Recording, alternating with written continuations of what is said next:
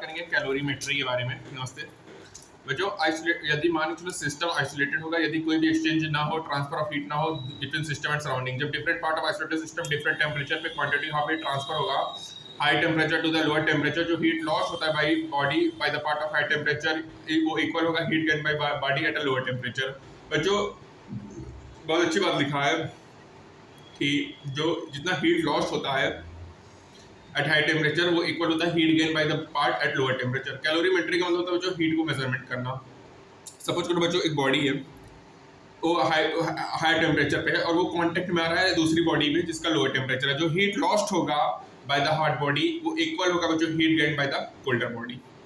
अब बच्चों यहाँ पे कोई भी हीट स्केप नहीं होगा सराउंडिंग को, तो जो डिवाइस होता है जो कि हीट को मेजरमेंट करता है उसको अपन कैलोरीमीटर कहते हैं। इसमें देखो मेटलिक वेसल्स होंगे, स्टेयर होंगे कुछ मटेरियल के, ऐसे कॉपर और एल्युमिनियम के। जो वेसल्स होते हैं ना बच्चों वो कीप्ड होते हैं इनसाइड अ वुडन जैकेट जो कि कंटेन करेगा हीट इंसुलेटिंग मटेरियल को, जैसे ग्लास हो गया, वूल हो गया।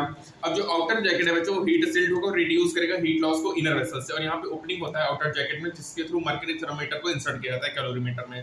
अब यहाँ पे देखो फॉलोइंग एग्जांपल है जो कोई प्रोवाइड करेगा कि जो स्पेसिफिक हीट कैपेसिटी होता है सॉलिड का वो डिटरमाइन होता है principle heat gain is equal to heat loss से। बच्चों ये तीसरा नंबर वाला क्वेश्चन है, इसको अपन देखेंगे। अब बात करें बच्चों चेंज इन स्टेट्स के बारे में, तो बच्चों आपको पता है कि नॉर्मली मेटल के 3 स्टेट होते हैं, सॉलिड, लिक्विड, गैस। जो ट्रांजिशन होता है वन स्टेट टू अनदर इसको चेंज ऑफ स्टेट कहेंगे बच्चों। 2 कॉमन चेंजेस होंगे, solid to liquid, liquid to gas. और ये चेंजेस होंगे जब एक्सचेंज ऑफ हीट टेक्स होगा बिटवीन सिस्टम एंड सराउंडिंग होगा। और स्टडी करेंगे हीट को फॉलोइंग एक्टिविटीज से। बच्चों कुछ अपन ने क्यूब या आइस को एक बीकर में रखा। अब सपोज करो टेंपरेचर जो आइस 0 डिग्री सेल्सियस को हीट कर रहे हैं स्लोली बच्चों कांस्टेंट हीट सोर्स से। अब जो टेंपरेचर है वो आफ्टर रिव्यू यूनिट बढ़ेगा। अब कंटीन्यूअसली स्टिर करेंगे मिक्सचर ऑफ वाटर आइस को और अपन ग्राफ बनाएंगे टेंपरेचर और टाइम का, तो तुम देखोगे कोई भी चेंज नहीं होगा टेंपरेचर में लॉन्ग तक जब आइस को बीकर में रखेंगे। लेकिन जैसे टेंपरेचर को नहीं चेंज करेंगे और हीट कंटिन्यू सप्लाई करेंगे, जो हीट सप्लाई होगा यूटिलाइज होगा वो स्टेट को चेंज कर देगा सॉलिड से लिक्विड में। बच्चों अगर अपन टेंपरेचर नहीं चेंज करेंगे और हीट डायरेक्ट देते रहेंगे तो इसका स्टेट चेंज हो जाता है। अब ये है बच्चों टाइम मिनट है, टेम्परेचर है बच्चों ये है, फिर यहाँ पे कांस्टेंट हो गया। यहाँ पे देखो प्लॉट ऑफ टेम्परेचर है जो कि बता रहा है चेंज ऑफ स्टेट और हीटिंग है, नॉट टू स्केल। बच्चों जो चेंज होता है सॉलिड टू लिक्विड उसको मेल्टिंग कहेंगे और लिक्विड टू सॉलिड को जो फ्यूजन कहेंगे। ये देखो जो टेम्परेचर होगा वो कांस्टेंट होगा जब तक पूरा हीट सॉलिड सब्सटेंस का मेल्ट ना हो जाए। और जो सॉलिड एंड लिक्विड स्टेट है सब्सटेंस का वो कोएग्जिस्ट करेगा थर्मल इक्विलिब्रियम में जब चेंज ऑफ स्टेट होगा सॉलिड टू लिक्विड। जो टेंपरेचर होता है जिसमें solid and liquid state substance thermal melting point होंगे, इस तरह उसको मेल्टिंग पॉइंट कहेंगे। ये कैरेक्टरिस्टिक होता है सब्सटेंस का, ये डिपेंड करेगा प्रेशर पे। राजा बेटे बहुत इंपॉर्टेंट बात है, मैं यहाँ पे लिख देता हूँ कि हमारा मेल्टिंग पॉइंट है वो डिपेंड्स किस पे करता है। राजा बेटे बहुत इंपॉर्टेंट पॉइंट है, याद रखो। Melting point depends on pressure, ठीक है। मेल्टिंग पॉइंट प्रेशर पे डिपेंड करेगा। जो मेल्टिंग पॉइंट है स्टैंडर्ड एटमॉस्फेरिक प्रेशर तो उसको कहेंगे नॉर्मल मेल्टिंग पॉइंट, ठीक है। जैसे मान के चलो कि आइस का स्लैब ले लिया बच्चों और उसमें एक मेटलिक वायर लिया उसको पुट कर दिया, उसके फिक्स कर दिया दोनों ब्लॉक्स में। उससे एक सपोज करो 5 kg का है इंट पे। अब यहाँ पे अपन ने क्या किया कि वायर को स्लैब के ऊपर रख दिया और तुम ऑब्जर्व करोगे जो वायर पास करेगा आइस स्लैब से तो हैपन क्या होगा कि जो just below the wire ice melt होगा लोअर टेंपरेचर में ड्यू टू इंक्रीजिंग प्रेशर। जब वायर पास होगा वाटर एबो द वायर फ्रीज होगा फिर से। अब वायर जब पास करेगा स्लैब और स्लैब स्प्लिट नहीं होगा तो इस फिनोमेना को अपन कहेंगे रेगुलेशन। जैसे स्केटिंग होता है ना जो पॉसिबल होता है स्नो पे, क्योंकि वहाँ पे फॉर्मेशन हो जाता है वाटर का बिलो द स्केट्स और जो वाटर फॉर्म होता है ड्यू टू वो इंक्रीज ऑफ प्रेशर होता है जो कि लुब्रिकेंट की तरह एक्ट करेगा। बच्चों ये हमारा इंटरेस्टिंग पॉइंट में जाएगा कि जो स्केटिंग होता है वो पॉसिबल होता है स्नैप पे, क्योंकि वहाँ पे वाटर बिलो होता है स्केट्स के और जो वाटर फॉर्म्ड होता है due to increase of pressure होगा और एक्ट करेगा लुब्रिकेंट की तरह। अब जब बच्चों पूरा हाइस को अपन वाटर में कन्वर्ट कर देंगे और फर्दर हीट करेंगे तो अपन देखेंगे टेंपरेचर बढ़ेगा और ये जो टेंपरेचर है वो 100 डिग्री सेल्सियस तक बढ़ेगा जब अगेन स्टडी हो जाएगा, मैक्सिमम हो जाएगा। जो हीट सप्लाई होगा यूटिलाइज होगा, चेंज करेगा वाटर को लिक्विड स्टेट टू वेपर और गैसियस। जो चेंज होता है बच्चों लिक्विड टू वेपर उसको वेपराइजेशन कहेंगे। और ऑब्जर्व किया गया कि टेंपरेचर रिमेन कांस्टेंट होगा अंटिल जब तक पूरा लिक्विड कन्वर्ट ना हो जाए वेपर में। और बोथ लिक्विड और वेपर स्टेट होगा कोएग्जिस्ट करेगा थर्मल इक्विलिब्रियम में during the change of state from liquid to vapour. और जो टेंपरेचर होता है इसमें वेपर लिक्विड और वेपर स्टेट को एग्जिस्ट करते हैं उसको बॉइलिंग पॉइंट कहते हैं। अब यहाँ पे अंडरस्टैंड करेंगे बॉइलिंग ऑफ वाटर को। सपोज करो एक बाउंड रॉटम फ्लास्क है more than half filled water है और जो कीप है उसको बर्नर के ऊपर रख दी है बच्चों, ठीक है। अब बर्नर के ऊपर रखने के बाद उसको फिक्स कर दिए थर्मोमीटर से और स्टीम आउटलेट है कॉर्क ऑफ द फ्लास्क। अब जैसे जैसे हीट होगा फ्लास्क तो पहले नोट करो कि जो एयर है जो कि डिसॉल्व हो रहा है वाटर में वो आ रहा है स्मॉल बबल्स के फॉर्म में और बाद में जो स्टीम के बबल्स हैं वो बॉटम में है और वो राइज कर रहे हैं कूलर वाटर को नियर द टॉप, वो कंडेंस हो रहे हैं और डिसअपीयर हो जा रहे हैं। फाइनली जो टेंपरेचर और एंटायर मास का वो 100 डिग्री सेल्सियस पहुंच जा रहा है। जो बबल है बच्चों वो भी सरफेस से पहुंच जा रहे हैं और बॉइलिंग है वो हो रहा है। जो स्टीम होगा फ्लास्क में वो विजिबल नहीं होगा, वो कम आउट हो जाएगा फ्लास्क से, वो कंडेंस हो जाएगा टीनी ड्रॉपलेट ऑफ वाटर में और अपन को फोगी अपीयरेंस देगा। अब यदि स्टीम आउटलेट को क्लोज कर दे कुछ सेकंड और प्रेशर को बढ़ाएंगे फ्लास्क में, तो तुम नोटिस करोगे कि बॉइलिंग रुक जाएगा। जो मोर हीट है वो रिक्वायर्ड होगा टेम्परेचर को बढ़ाने के लिए, जो कि डिपेंड करेगा इंक्रीजिंग प्रेशर पे बिफोर बॉइलिंग अगेन।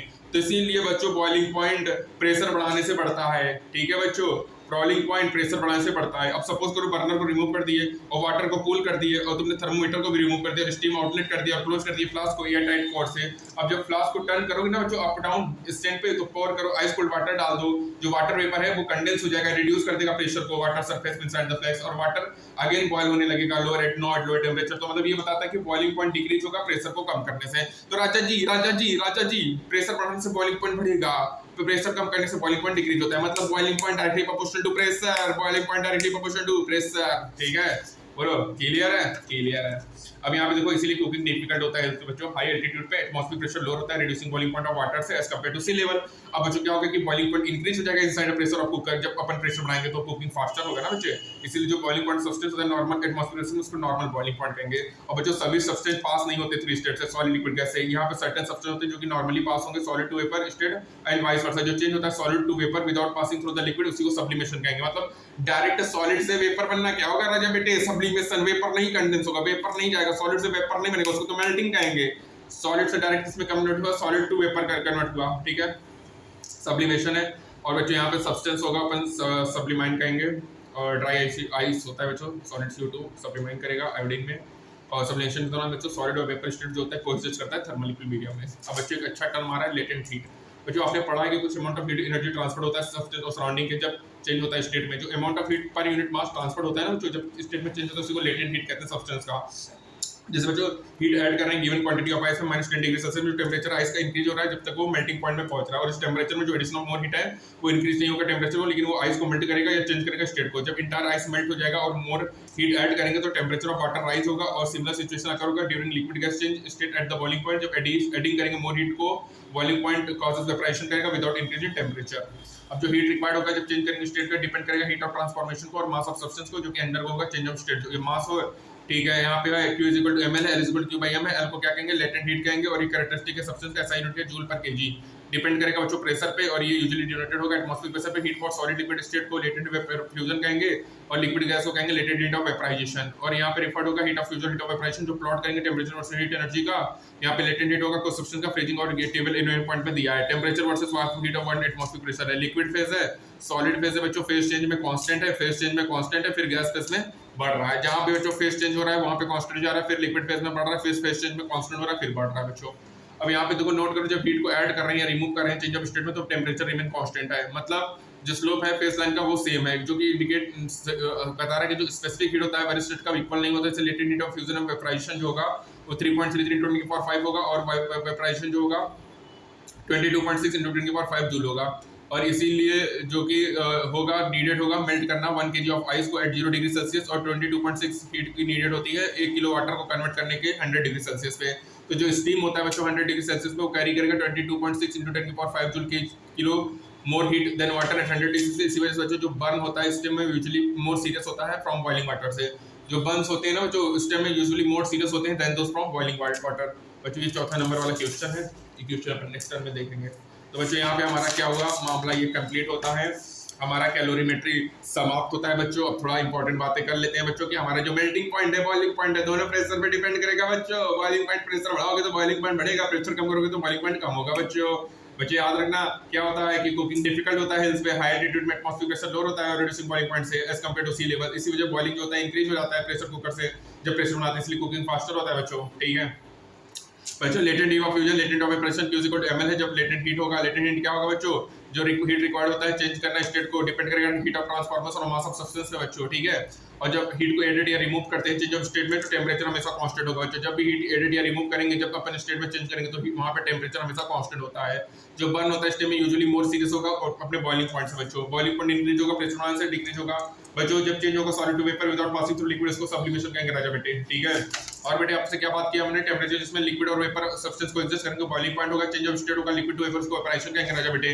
बेटे एक बार स्कैटिंग क्या होता है, स्कैटिंग पॉसिबल तभी होता है स्नो में क्योंकि वहां पे फॉर्मेशन ऑफ वाटर मॉलिक्यूल्स हो जाएगा स्किड्स के नीचे, जो वाटर फॉर्म्ड होगा due to increase of pressure वो एक्ट करेगा लुब्रिकेंट की तरह बच्चों। मेल्टिंग पॉइंट हो गया, मेल्टिंग पॉइंट किस पे डिपेंड करेगा, प्रेशर पे। बॉइलिंग पॉइंट भी प्रेशर पे डिपेंड करेगा। जो चेंज होगा सॉलिड टू लिक्विड्स को मेल्टिंग कहेंगे, लिक्विड टू सॉलिड फ्यूजन कहेंगे बच्चों, ठीक है, ये हो गया ये हो गया टेम्परेचर वर्सेस टाइम का ग्राफ, पहले बढ़ रहा है फिर कांस्टेंट हो रहा है, ट्रांजिशन हो रहा है वन स्टेट टू अनदर, इसको चेंज ऑफ स्टेट कहेंगे बच्चों, ठीक है। उसके बाद जो स्पेसिफिक हीट कैपेसिटी जो होता है गिवन सॉलिड का डिटरमाइन होगा using the principle heat gain is equal to heat loss.